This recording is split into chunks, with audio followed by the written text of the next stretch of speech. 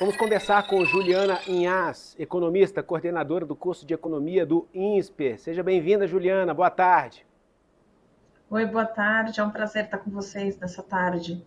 Uma curiosidade que a gente teve fora do ar, quando a gente foi abordar alguns itens em específico ali. Cenoura, 17%, a gente vê o IPCA 15 com números de todas as capitais que entraram nessa aferição e, no final das contas, a média. Só que quando falam do pepino, só foi medido ali, quando a gente entra lá e abre a planilha do IBGE, só tem lá Curitiba, pepino, 37%. O que aconteceu? Eles começaram ali por Curitiba, nossa, deu 37%, nem vamos ver quanto está o pepino em outras capitais. Explica pra gente o que acontece, se a gente pode tomar como base o preço em Curitiba para o restante do país.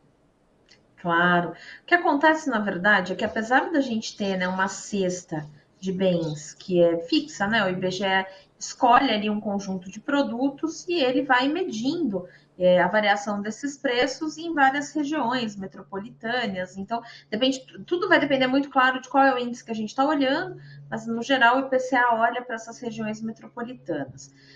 Só que às vezes tem regiões metropolitanas em que aquele produto em uma determinada medição, ou ele está numa quantidade muito pequena, então pode acontecer, por exemplo, de ter um problema de desabastecimento, né? É muito comum, inclusive em períodos como esse que a gente vive agora, que é um período de muita chuva, tem lugares que passam por enchentes, chove demais, outros chovem de menos. Então, alguns produtos eles acabam sendo muito mais, ficam em quantidade muito menor. E o que acontece é que o IBGE ele não vai colocar uma variação de preços, às vezes, de uma capital ou uma região metropolitana, que tem muito pouca medição, porque ele precisa, na verdade, ter uma determinada quantidade, né, de lugares que possam ser pesquisados para que ele possa, então, saber qual de fato é, na média, o aumento. Então, quando a gente vê, como nesse caso que você acabou de mencionar, né, de algum produto que a gente só vê numa capital, né, ou numa região metropolitana e as outras a gente não tem mais nada, o que provavelmente está acontecendo é que essas outras regiões passaram aí por algum tipo de problema de desabastecimento, então o IBGE não traz essas variações. Nesse caso, inclusive, é melhor que ele não traga, e a gente tem que lembrar que o fato da gente ter uma elevação substancial numa dessas regiões metropolitanas acaba gerando aí um efeito que, na prática, se dissolve. O impacto realmente acaba sendo muito pequeno. É um produto pouco expressivo, uma capital só, então isso tudo acaba também aliviando um pouco esse tipo de pressão, mas no geral o que acontece é isso. Vamos falar então de um produto bastante expressivo que é o café, que não pode faltar na casa do brasileiro. Alta aí de mais de 11%. Aí eu já puxo aqui o peito de frango, 4%, e a cenoura, 17%. A explicação para a alta desses três itens é a mesma? Aliás, vamos lá. Qual a explicação para essa inflação que a gente tem aí, que tem alimentos, tem habitação e tem educação? Bom, hoje, nesse mês agora, né, de fevereiro, pegando essa prévia aí do IPCA 15, a nossa inflação é explicada, como você muito bem pontuou, por três eixos, né? A gente tem um primeiro eixo que é a alimentação, então a gente continua vendo alimentos subindo, os preços maiores, né? E ainda é uma alta com fôlego, se a gente for pegar nesse período agora, até o meio desse mês de fevereiro, a gente está falando de uma alta de 0,61% ao mês, o que é elevado. Mas a gente tem hoje mais dois eixos. Então, vou começar explicando eles dois, depois eu volto para alimentos, que esse é um pouco mais denso. No caso dos outros dois elementos, a gente teve dois grupos puxando esse PCA. Um foi parte de educação, isso muito explicado por reajuste de mensalidade escolar.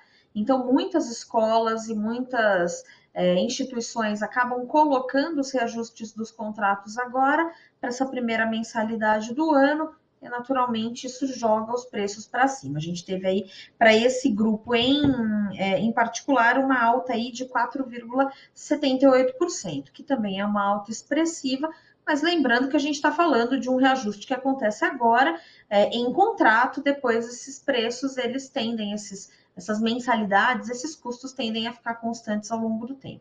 né, durante esse ano.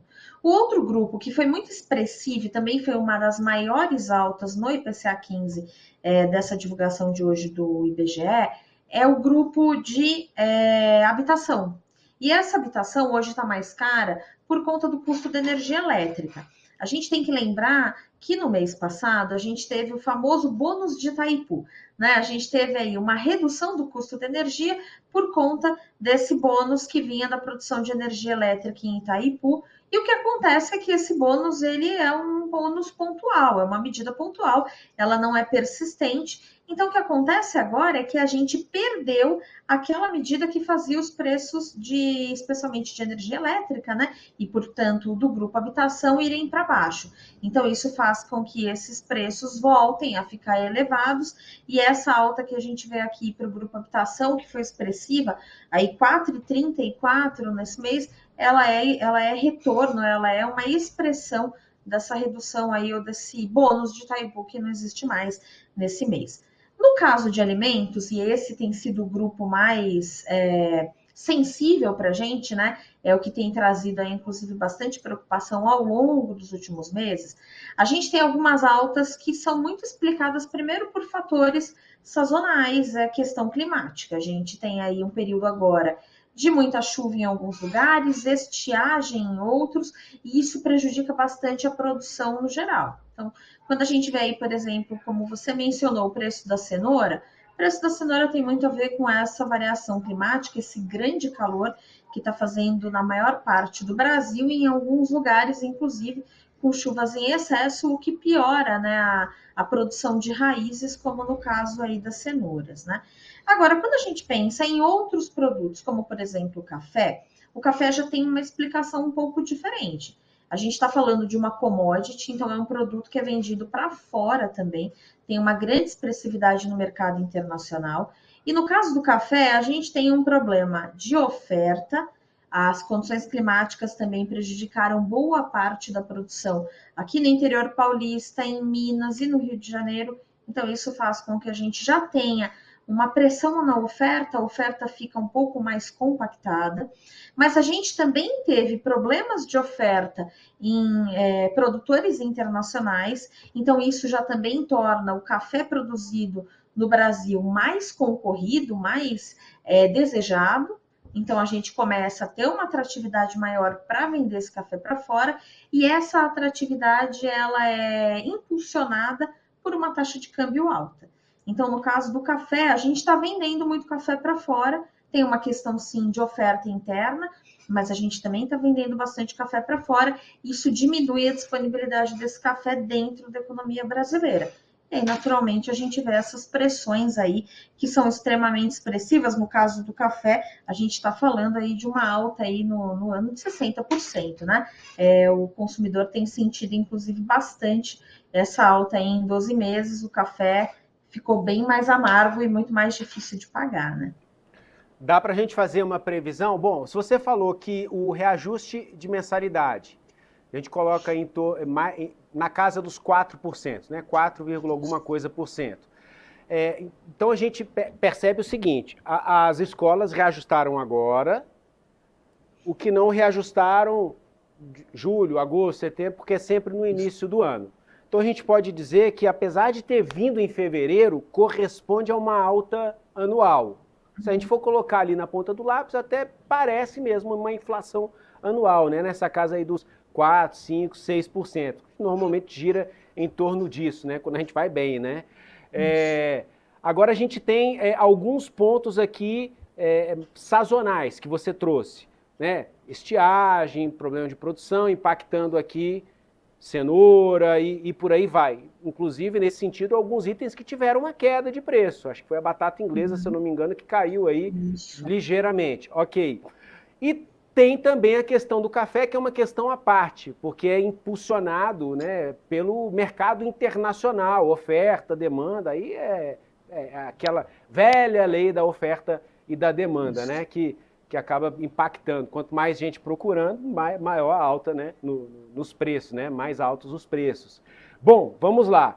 Tendo tudo isso em vista aqui, qual o prognóstico que a gente tem? A previsão que a gente tem para março, abril, os próximos IPCA 15? A gente deve ter uma inflação, claro, um pouco mais baixa do que essa que a gente está verificando agora. A gente tem que lembrar que a gente ainda tem a medição do IPCA, né? A gente está falando do IPCA 15, que pega ali da metade do mês de janeiro até a metade do mês de fevereiro. A gente agora tem o IPCA fechado do mês, que pega todo o período de fevereiro. Esse IPCA ele ainda deve vir alto. Então, a gente ainda vai escutar daqui a uns 15 dias uma notícia de que, olha, existem pressões em preços e ela vai ficar, e certamente, né, essa notícia vai vir bem em linha com o que a gente vê agora no IPCA 15, que foi divulgado hoje. Agora, para os próximos meses, a gente continua com algumas pressões, acho que sem dúvida, a questão da energia elétrica, a gente vai ter um arrefecimento, né, novamente, a gente meio que, é como se a gente tivesse ganho um bônus no mês passado, e agora, como esse bônus não permanece, a gente volta ao patamar anterior. Então, a gente está devolvendo esse bônus. No final das contas, o impacto no bolso do consumidor foi no mês só. Esse impacto em energia elétrica não deve se repetir nessa magnitude nos próximos meses. Talvez a gente tenha, sim, impactos, porque tudo vai depender de como a questão climática, a quantidade de chuvas, a chuva no lugar certo, como que isso tudo vai se conjugar para que a gente tenha aí a definição das bandeiras. Nesse momento, o que a gente tem aí de previsão é de bandeira verde, sem grandes novidades, né? Sem grandes pressões, então a gente não deve ter pressões em energia elétrica tão evidentes.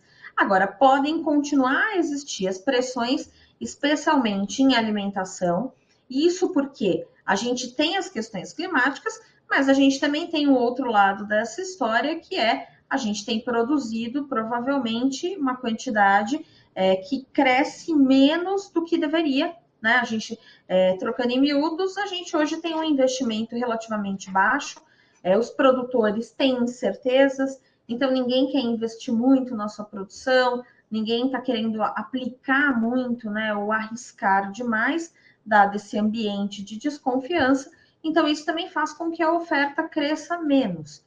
Então, esse cenário deve persistir. Isso deve explicar uma parte, sim, da pressão em preços de alimentação.